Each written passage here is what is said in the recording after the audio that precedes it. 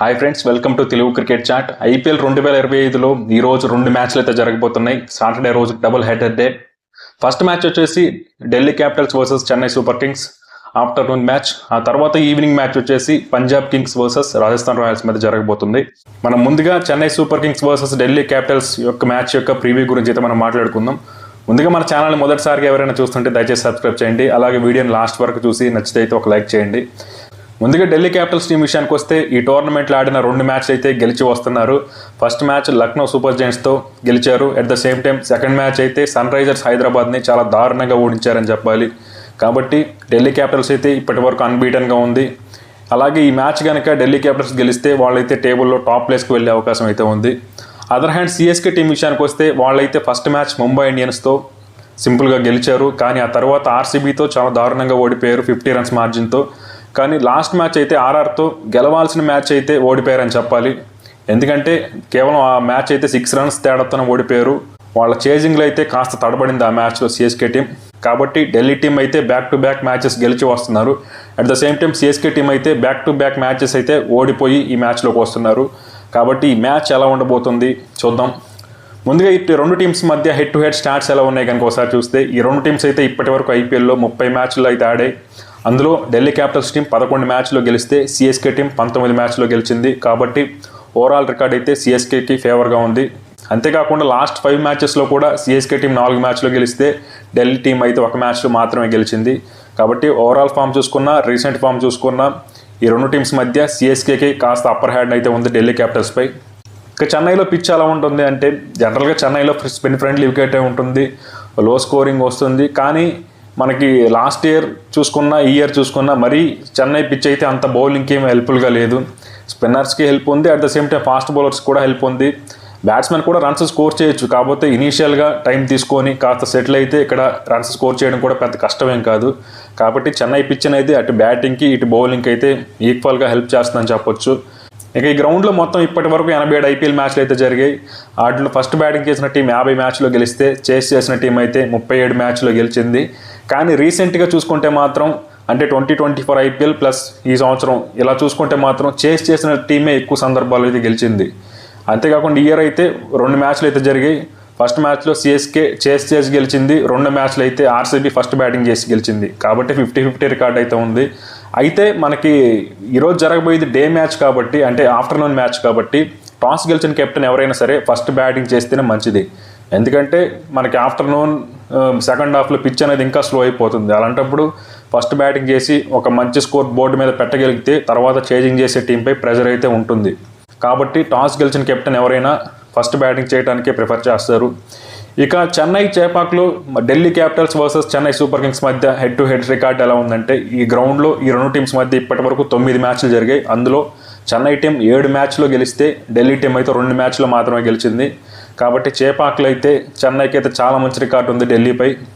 కాకపోతే మనం ఈ రికార్డ్స్ ఇవన్నీ మనం మాట్లాడుకోవడానికే పనికొస్తాయి తప్ప ఆ రోజున ఏ టీం బాగా ఆడితే ఆ టీమే గెలుస్తుంది. ఎందుకంటే మనం చూసాం మొన్న లాస్ట్ మ్యాచ్లో ఆర్సీబీ దాదాపు 17 ఏళ్ల తర్వాత చెన్నైలో గెలిచింది. అంతేకాకుండా ఈ ఫార్మేట్ అనేది అన్ప్రెడిక్టబుల్. కాబట్టి ఒక ఓవర్లో మ్యాచ్ అనేది చేంజ్ అయిపోవచ్చు, ఏమైనా జరగవచ్చు. కాబట్టి రికార్డ్స్ అనేవి మ్యాటర్ కాదు, ఆ రోజు ఏ టీం బాగా ఆడితే ఆ టీం గెలుస్తుంది. ఇక ఈ 2 టీమ్స్ యొక్క ప్లేయింగ్ లెవెన్స్ ఎలా ఉండబోతున్నాయి. ముందుగా సిఎస్కే టీం యొక్క ప్లేయింగ్ లెవెన్ ఎలా ఉండబోతుంది, ఏమన్నా మార్పులు ఉంటాయా అంటే ఖచ్చితంగా మార్పులు అయితే చేయాలి. సిఎస్కే టీంలో చాలా ప్రాబ్లమ్స్ అయితే ఉన్నాయి. ముందుగా వీళ్ళ బ్యాటింగ్ అప్రోచ్లు అయితే చాలా సమస్యలు అయితే ఉన్నాయి. మనకి ఈ ఐపీఎల్లో ప్రతి టీం కూడా పవర్ ప్లేలో మ్యాక్సిమం రన్స్ స్కోర్ చేయడానికి అయితే ట్రై చేస్తున్నారు. కానీ సిఎస్కే టీం అయితే పవర్ ప్లేని సరిగ్గా యూటిలైజ్ చేసుకుంటున్నారని నేను అనుకోవట్లేదు. వాళ్ళు పవర్ ప్లేలో కాస్త స్లోగా ఆడుతున్నారు. At the same time Ruturaj Gaikwad 1 డౌన్లో ఆడటం కరెక్ట్ కాదు, తను ఓపెనర్గా ఆడాలి. అప్పుడే ఆ టీంకి పవర్ ప్లేలో ఎక్కువ రన్స్ వచ్చే అవకాశం ఉంది. At the same time Devon Conway అయితే ఖచ్చితంగా టీంలోకి రావాలి ఈ మ్యాచ్లో, లేదంటే చాలా కష్టం. ఇంకొక విషయం ఏంటంటే మనకి రుతురాజ్ గైక్వాడ్ ఈ మ్యాచ్ ఆడతాడా లేదా అనే డౌట్స్ కూడా వస్తున్నాయి. ఒకవేళ రుతురాజ్ గైక్వాడ్ కనుక ఈ మ్యాచ్ ఆడకపోతే ధోని కెప్టెన్సీ చేస్తాడు. మనకి ఓపెనర్స్గా డెవాన్ కాన్వే మరియు రాహుల్ త్రిపాఠి అయితే ఆడతాడు. ఇన్ కేస్ రుతురాజ్ గైక్వాడ్ ఆడినా కూడా డెవాన్ కాన్వేని అయితే టీంలోకి తీసుకురావాలి. మనకి లాస్ట్ మ్యాచ్లో జెమ్మీ ఓవర్టన్ అయితే ఆడాడు. తన ప్లేస్లో ఒక ఇండియన్ ఫాస్ట్ బౌలర్ని తీసుకొచ్చి డెవాన్ కాన్వే, రచిన్ రవీంద్ర ఇద్దరిని అయితే ఆడించాలి ఈ మ్యాచ్లో. మరి వీళ్ళు ఎలా ఆలోచిస్తారో చూద్దాం. ఎందుకంటే జెమీ వార్టన్ అయితే లాస్ట్ మ్యాచ్లో 2 ఓవర్లు వేసాడు, 30 రన్స్ ఇచ్చాడు, ఏమాత్రం ఎఫెక్టివ్గా అనిపించలేదు. అంతకుముందు శ్యామ్ కర్న్ తీసుకున్నారు, తను కూడా అంత ఎఫెక్టివ్గా ఏమీ అనిపించలేదు. కాబట్టి ఒక ఫారిన్ ఫాస్ట్ బౌలర్ని నమ్ముకోవడం కంటే కూడా ఒక ఇండియన్ ఫాస్ట్ బౌలర్ మనకి ఎవరున్నారు, అన్షుల్ కాంబోజ్ లేదా గుర్జప్నీత్ సింగ్, వీళ్ళిద్దరు ఎవరినో తీసుకొస్తే మనకి కాన్వేని, రచిన్ రవీంద్రని ఇద్దరిని ఆడించుకోవచ్చు. కాబట్టి సిఎస్కే టీం ఎలా ఆలోచిస్తుందో చూడాలి. ఇక సిఎస్కే లైక్లీ ప్లేయింగ్ విషయానికి వస్తే డెవాన్ కాన్వే మరియు రుతురాజ్ గైక్వాడ్ అయితే ఓపెన్ చేస్తారు.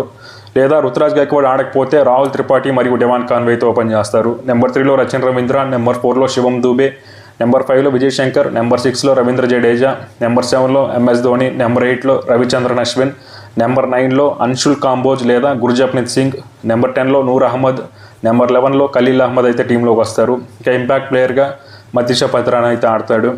కాబట్టి సిఎస్కే టీంలో అయితే ఆన్ పేపర్ చాలా స్ట్రాంగ్గా ఉంది, కానీ వీళ్ళ ఫామ్ మాత్రం ఏమాత్రం కూడా బాగాలేదు.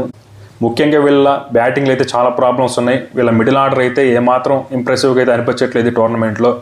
కాబట్టి మనం స్టార్టింగ్లో సిఎస్కే టీం అయితే చాలా బాగుంది అనుకున్నాం, కానీ బ్యాటింగ్ డెప్త్ ఉంది ఇప్పటికీ కూడా, కానీ ఉపయోగం లేదు. అదే బ్యాటింగ్ డెప్త్ ఉంది కానీ వాళ్ళు సరిగ్గా పర్ఫామ్ చేయట్లేదు, అదే ఇక్కడ ప్రాబ్లం. కాబట్టి ఈ మ్యాచ్లో అయినా వాళ్ళు కాస్త ఇంటెంట్ మార్చుకొని కాస్త అగ్రెసివ్గా ఆడతారో లేదో చూడాలి.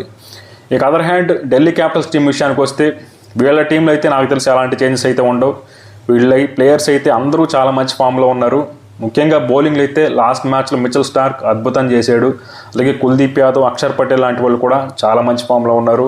వాళ్ళ బ్యాటింగ్లో కూడా ఎలాంటి సమస్యలు అయితే లేనట్టే కనిపిస్తుంది ఇప్పటి వరకు. వాళ్ళైతే సేమ్ ప్లేయింగ్ లెవెన్తో వెళ్తారు అనుకుంటున్నాను. కాకపోతే ఏదైనా చేంజ్ చేయాలనుకుంటే మోహిత్ శర్మ ప్లేస్లో ఏమన్నా నటరాజన్ ఏమైనా తీసుకొస్తారేమో చూడాలి.